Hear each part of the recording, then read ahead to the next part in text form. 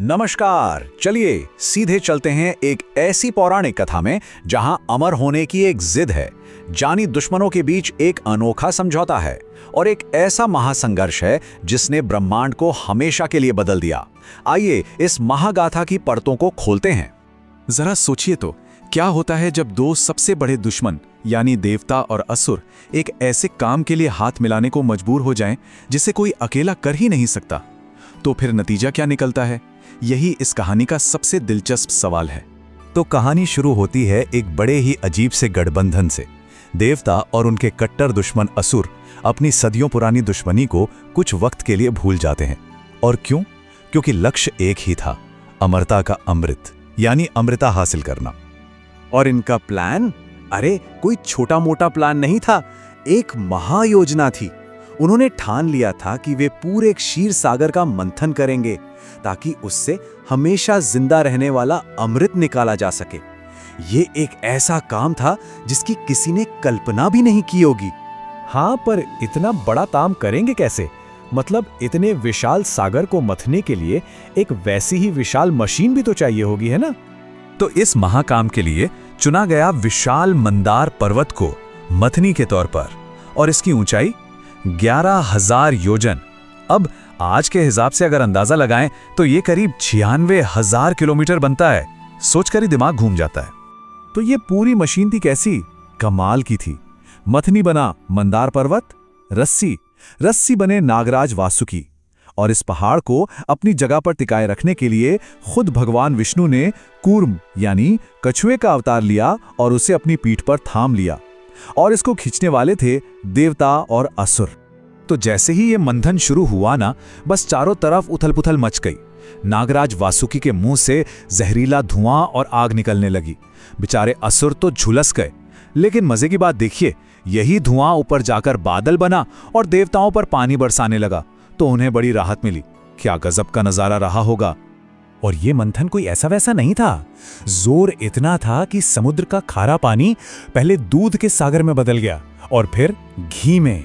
सच में एक दिव्य चमत्कार। और इसके बाद सागर ने अपने अंदर छिपे राज उगलने शुरू किए। लेकिन जो निकला वो सिर्फ कीमती खजाने नहीं थे, बल्कि कुछ और भी था, कुछ बहुत ही ज्यादा खतरनाक। हाँ, सबसे हैरानी की बात तो ये थी कि अमृत या किसी खजाने से भी पहले सागर से कुछ और ही निकला, कुछ ऐसा जिसकी किसी ने उम्मीद नहीं की थी। वो था हलाहल विष, एक ऐसा जहर जिसकी एक बूंद ही पूरे ब्रह्मांड को खत्म कर सकती थी। अब तो सब कुछ दांव पर लग गया था। देवता, असुर सबके होश उड़ गए थे।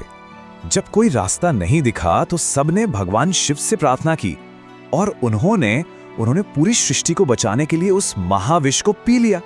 लेकिन उसे निगला नहीं, अपने कंठ में, अपने गले में ही रोक लिया। इससे बड़ा बलिदान और क्या हो सकता है? और इसी भयानक जहर की वजह से भगवान शिव का गला हमेशा हमेशा के लिए नीला पड़ गया, और बस तभी से उनका एक नाम नीलकंठ भी पड़ गया, मतलब नीले गले वाले। अच्छा, तो जब ये जहर वाला संकट टल गया, उसके बाद तो सागर से मानो खजानों की बारिश होने लगी। एक एक करके अद्भुत चीजें निकली, जैसे चांद, फिर धन की देवी लक्ष्मी, दिव्य सुरा, और हाँ, इंद्र का वो मशहूर सफेद हाथी ऐरावत, वो भी यहीं से निकला था। और फिर सालों के इंतजार और इतनी मेहनत के बाद आखिरकार वो पल आया, वो चीज सामने आई जिसके लिए ये सब कुछ हो रहा था। समुद्र की गहराइयों से बाहर आए देवताओं के वैद्य भगवान धन्वंतरी, और उनके हाथों में क्या था? एक दिव्य बर्तन, और उसके अंदर अमृत, अमरता का वो रस जिसका सबको बेसब्री से इंतजार था। आखिरकार मेहनत सफल हुई। लेकिन जैसे ही अमृत सामने आया, वो जो गठबंधन था ना, एक झटके में टूट गया। असुर चिल्ला पड़े, ये हमारा है, ये हमारा है, और बस अमृत के लिए एक जबरदस्त लड़ाई शुरू हो गई। अब देवताओं को समझ आ गया कि जोर जबरदस्ती से तो वो असुरों से जीत नहीं पाएंगे। तो अब अमृत को बचाने के लिए ताकत नहीं, बल्कि दिमाग लगाने की जरूरत थी। और यहीं पर एक बार फिर भगवान विष्णु ने कमाल दिखाया। उन्होंने मोहिनी का रूप लिया, एक इतनी सुंदर स्त्री कि उसकी खूबसूरती के आगे कोई टिक ही नहीं सकता था। तो आखिर में हुआ क्या?